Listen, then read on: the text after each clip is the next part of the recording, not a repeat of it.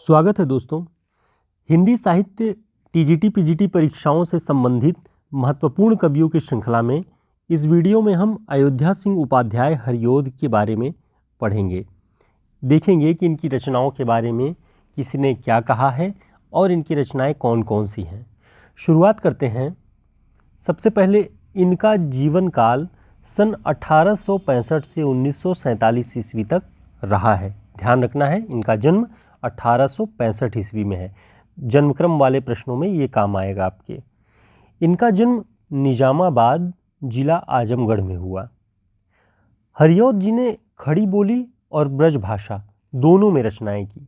इसके पहले अगर आपने ध्यान दिया होगा, श्रीधर पाठक के बारे में जब हमने वीडियो बनाई तो उसमें भी ये बताया कि वो खड़ी बोली और ब्रजभाषा दोनों में कविताएं लिखते थे। ऐसा क्यों? ऐसा इसलिए कि ये दोनों कवि द्विवेदी युग के कवि हैं और द्विवेदी युग में भाषा, कविता की भाषा को लेकर के असमंजस की स्थिति थी, क्योंकि परंपरागत रूप से ब्रज भाषा को कविता में प्रयोग किया जा रहा था, लेकिन आधुनिकता के प्रभाववश हिंदी खड़ी बोली के विकास के प्रभाववश खड़ी बोली में भी कविताएं लिखी जाने लगी।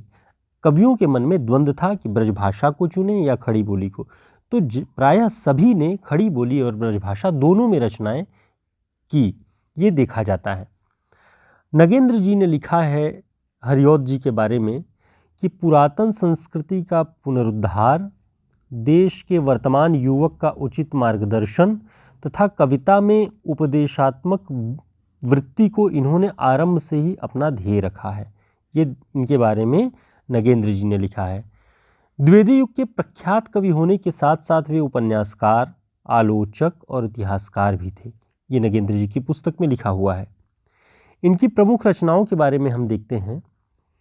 प्रियप्रवास बहुत प्रसिद्ध इनका जो महाकाव्य है 1914 में, पद्य प्रसून 1925 में, चुभते चौपदे 1932 में, चोखे चौपदे 1932 में, बोलचाल रसकलश 1931, वैदेही वनवास 1940 में, पारिजात 1938 में है इनकी रचना। प्रियप्रवास खड़ी बोली में लिखा गया प्रथम महाकाव्य है। इसे ध्यान रखिएगा कि खड़ी बोली में लिखा गया प्रथम महाकाव्य कौन सा है? प्रियप्रवास, और इसमें 17 सर्ग है। ठीक, प्रियप्रवास में कितने सर्ग हैं? 17 सर्ग हैं। ये पूछा जाता है परीक्षाओं में। प्रियप्रवास में है क्या? प्रियप्रवास में लिखा क्या गया है, ये भी जानना बहुत ज़रूरी है। प्रियप्रवास में राधा और कृष्ण को सामान्य प्रेमियों की भूमि से उठाकर विश्वसेवी तथा विश्व प्रेमी का दर्जा दिया गया है। यानी केवल अपने तक सीमित न रह के विश्व प्रेम, विश्व से प्रेम और विश्व की सेवा की भावना को विस्तार दिया गया है। श्री कृष्ण इस महाकाव्य में ब्रज के रक्षक नेता के रूप में अंकित किए गए हैं। किसमें? प्रियप्रवास में। आचार्य रामचंद्र शुक्ल प्रियप्रवास की प्रशंसा में लिखते हैं कि खड़ी बोली में इससे बड़ा काव्य अभी तक नहीं निकला। ये शुक्ल जी कहते हैं प्रियप्रवास के बारे में कि खड़ी बोली में इससे बड़ा काव्य अभी तक नहीं निकला। बड़ी भारी विशेषता इस काव्य की यह है कि यह सारा संस्कृत के वर्णवृत्तों में है, जिसमें अधिक परिमाण में रचना करना कठिन काम है। यानी संस्कृत के वर्णवृत्तों में रचना करना बहुत कठिन काम है, लेकिन यह सारा संस्कृत के वर्णवृत्तों में लिखा गया है, शुक्ल जी ने बताया। इसे ध्यान रखिएगा कि शुक्ल जी क्या कहते हैं प्रियप्रवास के बारे में। प्रियप्रवास पर हरिऔध जी को हिंदी का सर्वोत्तम पुरस्कार मंगला प्रसाद पारितोषिक प्रदान किया गया। ठीक, तो हरिऔध जी की किस रचना पर मंगला प्रसाद पारितोषिक प्रदान किया गया? प्रियप्रवास पर। आगे देखते हैं अन्य रचनाएं। रसकलश। रसकलश एक रीति ग्रंथ है। ध्यान रखिएगा, कभी भी परीक्षाओं में पूछे कि हरिऔध जी का रसकलश किस कोटि का ग्रंथ है, रीति ग्रंथ, रस ग्रंथ, अलंकार ग्रंथ, कौन सा ग्रंथ है?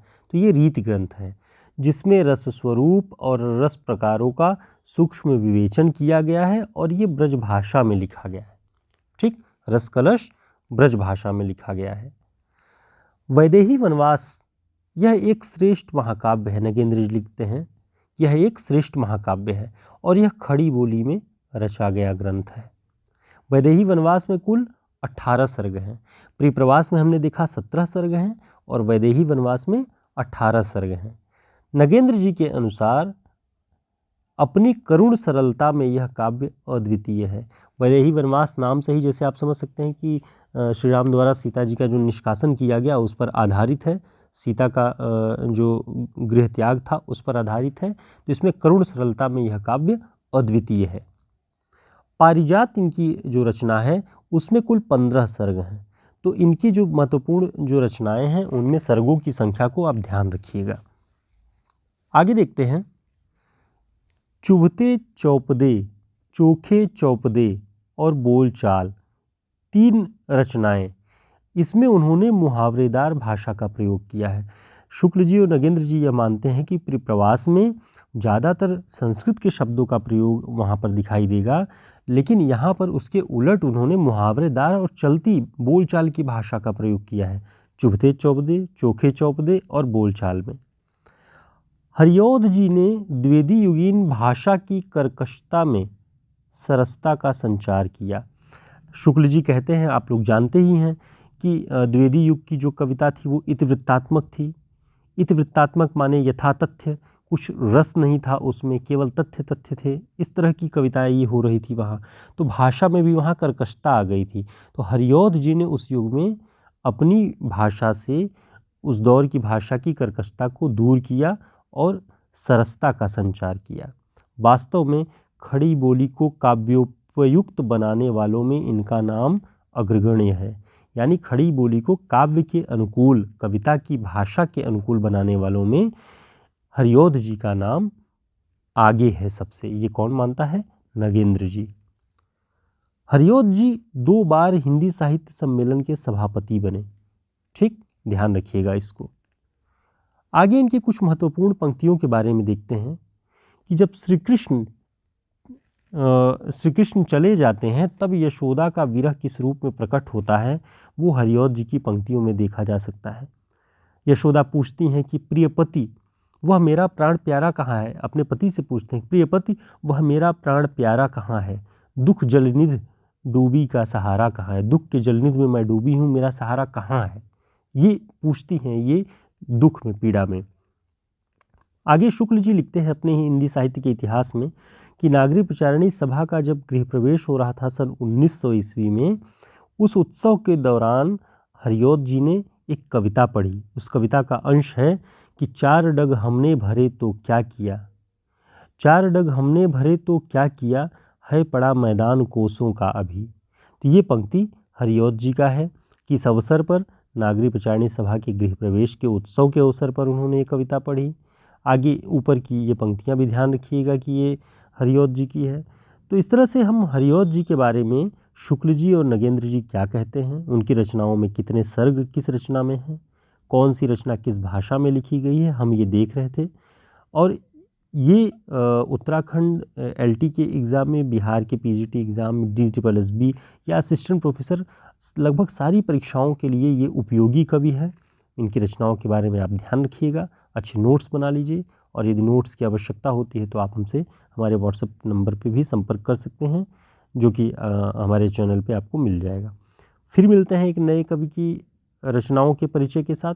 तब तक के लिए नमस्कार।